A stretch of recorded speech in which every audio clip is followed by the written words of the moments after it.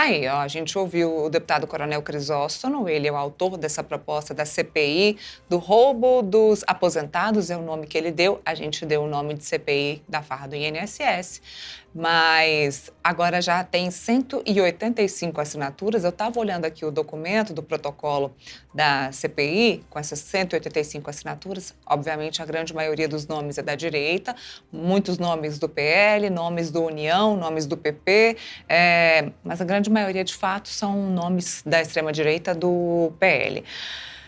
Ontem aconteceu o anúncio da federação entre Partido Progressista e União Brasil. O lançamento aconteceu ontem, então, e a equipe da coluna do Igor Gadelha, aqui do Metrópolis, conversou com o senador Ciro Nogueira sobre o futuro dessa federação. Só para contextualizar, o senador Ciro Nogueira era o presidente do Partido Progressista, inclusive agora vai ser o co-presidente, até porque, como houve a federação, a junção de dois partidos, os dois presidentes vão, então, por enquanto, até uma nova determinação, presidir juntos a federação, então, PP, União Brasil. Vamos ver a entrevista. Olá, meu nome é Gustavo Zucchi, sou repórter da coluna Igor Gadelha do Metrópolis. Estou aqui hoje com Milena Teixeira, também repórter da coluna Igor Gadelha, e vamos conversar hoje com o senador, ex-ministro da Casa Civil e um dos principais articuladores dessa mega federação que está surgindo, o senador Ciro Nogueira. Senador, muito obrigado por topar essa conversa com o Metrópolis. E já emenda a pergunta, como que o senhor apresentaria para o eleitor que está vendo essa mega federação surgir, o que ela é? Porque o eleitor pega e olha o senhor, ex-ministro da Casa Civil, do ex-presidente Jair Bolsonaro, de um lado, do outro, o presidente do Senado, Davi Alcolumbre, que tem sido um grande articulador com o governo Lula, tem se aproximado do governo Lula, e uma federação que, em tese, tem 4 ministérios no governo petista. Como que o senhor apresentaria para o eleitorado essa federação? O que é essa federação?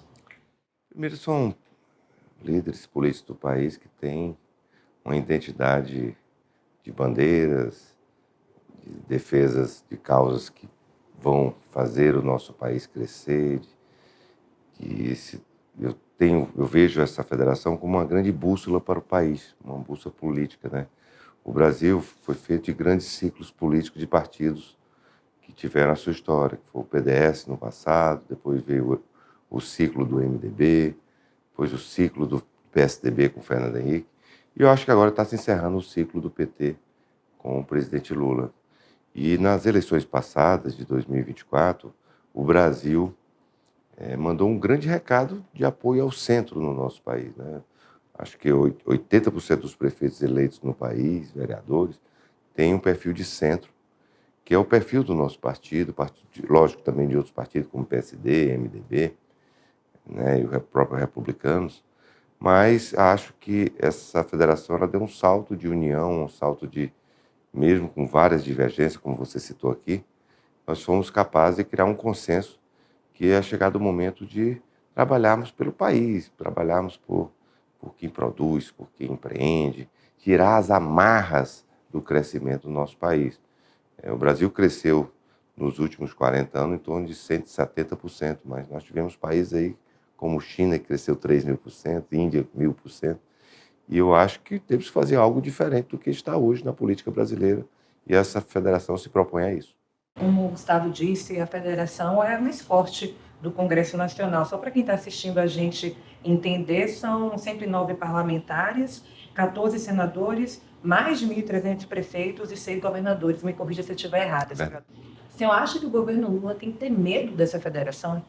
Não, ela não tem que ter medo, mas eu vejo essa federação como um grande dique de proteção à sociedade das medidas que esse governo, que está com uma baixa popularidade, está caindo cada vez mais, perdendo a identidade com as ruas, pode vir a tomar, que possam vir prejudicar o país. Essa federação ela não é de apoio ao governo, mas também não vai ser contra o Brasil. Todas as medidas que forem apresentadas pelo governo que possam fazer com que as pessoas sintam confiança na política econômica do governo vão contar com o nosso apoio. Mas todas as medidas que venham, principalmente com o viés de arrecadar mais tributos, aumentar a carga tributária no nosso país, criar mais problemas para o país crescer, contarão com a oposição sistemática da federação. O senhor citou os ciclos. Isso eu achei muito interessante, que o senhor citou o MDB, que foi um dos grandes bastiões do que a gente chama do presidencialismo de coalizão. Ou seja, o governante da vez tinha que conversar com o MDB, que era o partido tradicionalmente de centro, para conseguir a governabilidade necessária aqui no Congresso Nacional. A ideia da federação para os próximos anos é ser mais ou menos isso, é ser um fiador do presidencialismo de coalizão, e mais do que isso, o senhor como político experiente, por onde o senhor vê que a gente está indo nessa questão? Porque acho que só ministério não adianta, né? A gente falou recentemente de reforma ministerial, mas muitos partidos, inclusive o PP, que tem tem um representante na esplanada dos ministérios, é um partido independente que não faz parte da base do governo. Como que o senhor está vendo isso? União Progressista vai ser isso? E o que precisa para o próximo presidente da República para ter essa base para conseguir governabilidade, que hoje só com o Ministério a gente não está vendo, e as emendas parlamentares também parecem não ser suficientes para garantir uma base aqui?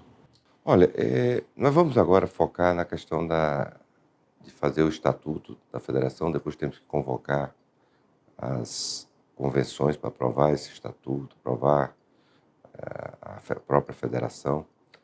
Mas, vencida essa etapa, temos que urgentemente discutir a participação desses, mesmo que não sendo o partido que indicou, mas cria um constrangimento termos ministros nesse governo que nós não apoiamos. Pelo que eu vi do progressista, 80%, 90% da nossa bancada, principalmente dos nossos eleitores, dos nossos filiados, tem um viés de oposição, não tem identificação nenhuma com esse governo. E nós temos ministros nesse governo, como eu sinto isso também no próprio União Brasil. Então, é uma discussão que irá acontecer depois das convenções sobre essa saída do governo. Eu espero que aconteça. Por mim, meu partido nem teria entrado com nenhum indicado. Mas é uma discussão. Mas isso não vai querer dizer que vai mudar a votação dos deputados. Porque desde a chegada do presidente Bolsonaro ao poder, acabou muito esse toma lá da cá de ministérios. O próprio Congresso também ficou muito empoderado no que diz respeito à questão de recursos. E eu acho isso muito salutar para a democracia, porque o que acontecia na prática é que antigamente você trocava cargos ou verbas por apoio político, mesmo que esse apoio político não tivesse identificação com o seu eleitor. Isso é muito ruim para a democracia, é muito ruim para a política brasileira. Só como os ministérios não bastam, e provavelmente o próximo presidente da República vai pegar a União Progressista como grande partido no Congresso Nacional. Só as emendas vão bastar para ter essa relação bem azeitada entre Executivo e Congresso? Não. O que precisa ser? Qual que é o futuro dessa conversa entre Executivo e Congresso Nacional? E ter identificação nos projetos. Por que não dá errado nesse governo? Porque nós não temos identificação nenhuma com essas políticas que o governo Lula quer, de aumento de Estado, esse assalto às nossas estatais, aumento de carga tributária. Isto é, tudo aquilo que é contrário ao que nós defendemos nas eleições, que os nossos deputados defenderam, nossos senadores defenderam, nossos governadores defenderam. E é por isso que não tem essa identificação. Antigamente, se funcionava muito porque as pessoas nem se lembravam em que deputado tinham votado. Hoje, na hora que você vota uma matéria, no minuto seguinte os seus eleitores estão ali, e isso é muito salutar, te cobrando, te apoiando ou te criticando. E é uma nova forma que eu acho muito mais consistente, que as pessoas prestam conta do seu mandato, não só nas eleições, mas no dia a dia da sua atuação no Congresso Nacional. Então, como um político que tem um perfil de centro-direita vai apoiar um partido da esquerda, como é o Partido dos Trabalhadores, isso o eleitor desse político não aceita. E, fatalmente, isso vai acontecer cada vez com uma maior força, graças a Deus. Em alguns estados, essa questão da federação gerou algumas divergências. Bahia, Acre, Pernambuco são alguns desses exemplos de estados. Vocês vão tentar conversar com esses parlamentares que estão insatisfeitos e mais? Eles vão tentar trazer mais partidos para essa federação? Como é que está isso? Primeiro, nós temos que dialogar bastante. Uma federação com nós vamos chegar agora a 114 deputados, com a filiação de alguns. Se abrir a janela hoje, nós vamos para perto de 150 deputados.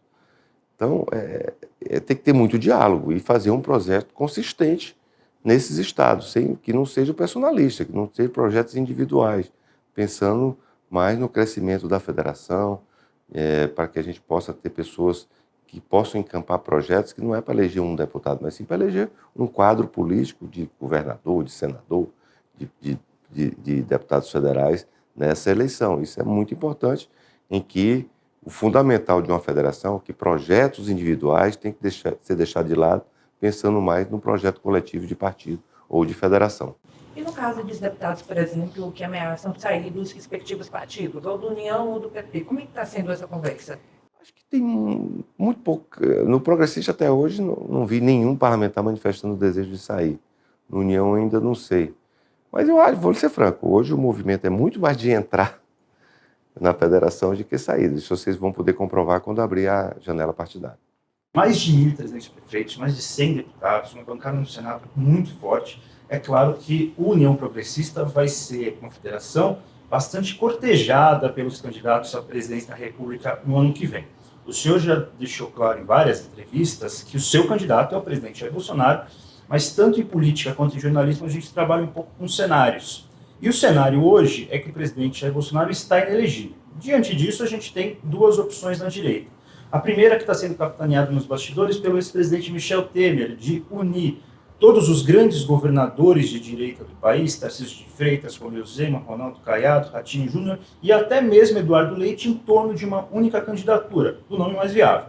Do outro lado, o próprio presidente Jair Bolsonaro, em entrevista, inclusive, para a gente da coluna, já deixou claro que talvez a preferência dele fosse por um familiar, talvez o senador Flávio Bolsonaro, o deputado licenciado Eduardo Bolsonaro, ou a ex-primeira-dama Michele Bolsonaro, que aparece bem nas pesquisas. Dentro desses dois cenários, qual lado o senhor fica mais confortável em apoiar? Os governadores políticos se unindo ou um membro do clã Bolsonaro dando continuidade a uma sucessão ao que foi o governo do ex-presidente? Olha, vou te falar, e aí eu já não falo mais como presidente do Progressista ou líder da federação, isso é uma pessoa física. Eu vou apoiar o presidente Bolsonaro até o fim e lutarei pelo candidato que ele apoiar. Né? Lógico que eu vou tentar interferir, caso ele não seja candidato, na escolha desse candidato que ele irá apoiar. E aí nós temos diversos nomes. Eu defendo também que nós podemos aglutinar tanto essa intenção do ex-presidente Temer de aglutinar os governadores, que eu acho que isso é fundamental para uma vitória nas urnas, como o apoio do presidente Bolsonaro. Isso não são opostos, acho que tem mais sintonia para convergir do que para divergir. E nós vamos trabalhar até o fim, porque se isso acontecer, fatalmente nos levará à vitória nas eleições de 2026. O senhor tende, então, a apoiar o candidato que o ex-presidente Jair Bolsonaro escolher, isso? Exatamente, mas só que eu vou trabalhar muito para que ele faça uma boa escolha. Uma boa escolha seria um familiar dele, como ele deseja, porque o Eduardo Bolsonaro está nos Estados Unidos hoje e é relativamente jovem na política. Se eu não estou enganado, a primeira eleição dele foi em 2014. O senador Flávio Bolsonaro é colega do senhor aqui, que o senhor conversa bastante, e já tem uma história um pouco maior na política. E a ex-primeira-dama é quem aparece melhor nas pesquisas. Cai bem para a direita apoiar um familiar do ex-presidente Jair Bolsonaro, ou eles têm que estar juntos, mas não necessariamente como um cabeça de chapa? Olha, eu acho que tudo pode acontecer, porque nós temos na política brasileira dois grandes líderes que o seu apoio coloca qualquer candidato em segundo turno. Tanto Lula sendo candidato ou apoiando o candidato, quanto Bolsonaro sendo candidato ou apoiando o candidato, esses dois candidatos estão no segundo turno.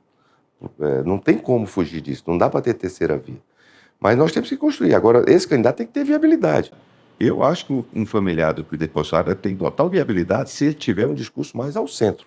Se ele se isolar na direita, não vai ser eleito. Extrema-direita é difícil. Não vem. Tem que vir mais para o centro, o discurso, o centro. Porque hoje nós temos do eleitorado 30% da esquerda, 30% na direita e 40% no centro. O Lula ganhou a eleição passada porque fez um discurso mais para o centro. Apesar de ter errado de ir para a esquerda para ganhar a eleição. E graças a Deus fez isso. Mas se nós tivermos um familiar, tem que vir com um discurso mais para o centro. Mas eu não vejo como impossível o presidente Bolsonaro apoiar um nome como o governador Caiado, Tarcísio, Zema, Ratinho Júnior, a Tereza do nosso partido. Tereza Cristina, Qualquer desses nomes seriam altamente viáveis para ganhar a eleição se tiver o apoio do presidente Bolsonaro. Então, o governador de Goiás, que já, inclusive, lançou a sua pré-candidatura, ele não seria um problema, né? Não, eu acho que o Caiado, isso eu deixei bem claro, é mais do que legítimo o Caiado colocar o seu nome, é um grande quadro. Foi talvez o melhor governador da história de Goiás, tem um discurso muito forte naquele que para mim vai ser o tema da próxima eleição, que é a questão da segurança. Então ele tem tudo, agora tem que se viabilizar, ele não vai ser candidato só porque lançou primeiro, vai ser candidato se tiver viabilidade eleitoral. E eu acho que se tentar aglutinar no apoio do presidente Bolsonaro. Uma série de situações que podem acontecer, que depende muito mais do Caiado e do eleitor do que de mim.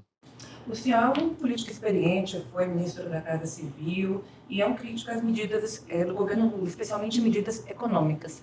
E, como o senhor bem disse, e as pesquisas mostram que o governo está com uma queda de popularidade. Onde você vê o maior erro do governo gaúcho? Olhar para o retrovisor o tempo todo. É um governo ultrapassado, o Lula não está em sintonia com o seu tempo, é um homem isolado que não foi capaz de dialogar com a sociedade. Gente, o Lula não tem um celular. Então, uma pessoa que não tem um celular só vê o que te mostra, é uma pessoa que não tem sintonia com a sociedade, é um homem que não foi capaz de compreender o novo momento que o país vê. Vou dar um exemplo claro. O Lula, quando vem... Hoje, o primeiro emprego das pessoas é trabalhar no Uber, trabalhar como entregador e tal. O Lula pensou em quê? Sindicalizar essas pessoas. Então, essas pessoas mesmo... Eu vi uma pesquisa outro dia que as pessoas não... Pô, o Lula não sabe o que é que eu faço, né? Um trabalhador de aplicativo. Então, ele é um homem completamente ultrapassado, isolado hoje. É um homem fora do seu tempo. Nós temos um Lula Analógico com o tempo digital. Então é isso que aconteceu. Eu acho que o grande problema desse governo é um governo velho, um governo não pela idade. O Reagan foi o presidente, talvez, dos maiores presidentes Estados Unidos, e era o presidente mais velho da nossa história. O Lula é um homem completamente ultrapassado e que não tem sido capaz de enfrentar os novos tempos que o mundo nos colocou, os desafios que o mundo nos colocou. E eu não vejo mais como ele se reinventar. É por isso que eu acho que ele está em declínio irreversível na sua popularidade. Senador, voltando um pouquinho para o dia a dia do que vai ser a Federação União Progressistas, o senhor agora está junto na mesma bancada que o presidente do Senado, Davi Alcolumbre, e que o senador Sérgio Moro. As notícias recentes dão que o presidente Davi Alcolumbre tem conversado com o Supremo Tribunal Federal para propor um projeto alternativo de anistia e que pediu ajuda ao senador Sérgio Moro. Seria mais ou menos o que a gente tem chamado de meia anistia, uma anistia para quem cometeu crimes mais leves e necessariamente não atingindo os que eles chamam de lideranças no suposto golpe que a gente teria quase sofrido entre 2022 e 2023. O senhor vai conversar com o presidente Davi Alcolumbre, vai conversar com o senador Sérgio Moro para procurar que essa anistia proposta seja aquilo que vocês, mais ligados ao ex-presidente Jair Bolsonaro, acreditam ser necessário? Olha, eu defendo a votação dessa anistia. Eu defendo que mesmo as pessoas que depredaram os prédios públicos não sejam anistiadas pura e simplesmente. Elas têm que pagar por aquele crime. É um crime de vândalos, não um crime de achar que aquela moça do batom era uma golpista que tramou. É um absurdo. Então, acho que O próprio Supremo viu que é bom. porque não tem cabimento a pessoa ser condenada a 14 anos de prisão e tá em casa. Então, ela viu que errou, que pesou na medida, e que nós temos que, pelo amor de Deus, virar essa página. Página história. Eu acho que a gente perde muito tempo com Minha terra, um defunto ruim. Vamos virar essa página. Eu acho que o presidente Lula devia ser tipo. O presidente Sarney uma vez que falou. Olha, o Lula devia ter feito como o Juscelino. Juscelino, quando assumiu, teve uma discussão de golpe na época, ele virou essa página, anistiou isso. Vamos olhar para frente. Esse país tem que pensar nas pessoas que estão sendo violentadas dentro da sua casa, que estão sem emprego, estão sem capacidade, não estão melhorando de vida, do que ficar o dia inteiro tratando de anistia, de perseguição ao presidente Bolsonaro. Pelo amor de Deus. Vamos virar essa página da nossa história. Eu defendo que não tem. Olha, a coisa mais emblemática para mim, nós vivemos um país democrático. E o símbolo da nossa democracia é o Congresso Nacional. E não se quer respeitar o direito da maioria?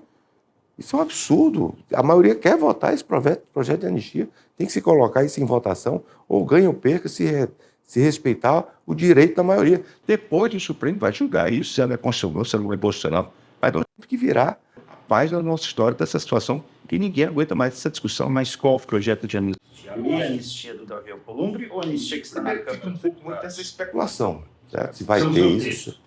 O texto que está colocado é o texto da Câmara, que eu espero que seja votado. Senador, a gente já está encaminhando a entrevista para o final, que o senador está com quarta-feira corrida hoje, mas eu queria te fazer uma outra pergunta aqui. O senhor apresentou uma proposta alternativa ao projeto que amplia a isenção, a faixa de isenção do imposto de renda, que inclusive é uma aposta do governo Lula para aumentar a sua popularidade. Como é que está o andamento disso? O senhor já conversou com o presidente da Câmara, algum modo? Como é que está isso? Nós apresentamos uma proposta alternativa. O relator é talvez o parlamentar mais experiente da Câmara, que é o deputado Arthur Lira. Levamos uma proposta alternativa que, o primeiro ponto, que nos unifica no que diz respeito ao que foi apresentado, manter a isenção para quem ganha até R$5.000. Isso é uma grande conquista. Mas fizeram uma proposta alternativa, porque nós achamos que quem tem que pagar essa conta São os grandes bancos, né, que estão fazendo um lobby absurdo aqui no Congresso para evitar que a gente aumente. E eu quero esclarecer, eu vi um artigo ontem do secretário da Receita Federal absurdo. Parecia o presidente da Febraban fazendo aquele artigo. que ali nós estamos pensando, é o limite que os bancos, não é faturamento. Não é outras situações, não. É o lucro. E lucros acima de R$1 bilhão, que é quem tem que pagar essa conta. Tirar também uma parte dessas isenções que nós temos no país, que é só 2,5%. Isso é muito melhor do que taxar 20 milhões de microempresas e do Simples no nosso país, que vão ser afetadas por essa proposta do governo. Uma proposta do progressista é muito melhor para a sociedade do que a que foi apresentada pelo governo. Senador, uma última pergunta. É a primeira grande federação entre dois partidos gigantes, o PP e União Brasil. A gente, na última eleição, teve alguns partidos federando, por exemplo, o PT e PV, que era um partido grande, e um partido menor. Mas essas federações, a gente ouve nos bastidores muitas reclamações, especialmente em acordos locais, e dão sinalização de que não vão continuar nos próximos 4 anos. Quais são os desafios principais que o senhor vê na Federação União Brasil e PP, dois partidos, como eu falei, gigantes, e como superar essas barreiras que parece que esse modelo da federação encontrou entre um partido grande e um partido pequeno?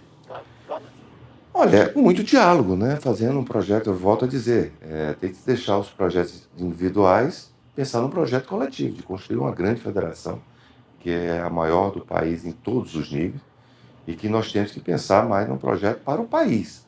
Eu espero que essa federação, volto a dizer, que será uma grande bússola política para o Brasil. É um novo ciclo que se inicia, em que eu tenho certeza que nós vamos colocar os interesses do Brasil acima dos interesses individuais. Conversamos com o senador Ciro Nogueira, ex-ministro da Casa Civil do presidente Jair Bolsonaro. Senador, muito obrigado Eu que agradeço. pela conversa e boa sorte nessa nova empreitada que é a Federação União Progressista. Foi um prazer enorme recebê-los aqui. E vamos acompanhar.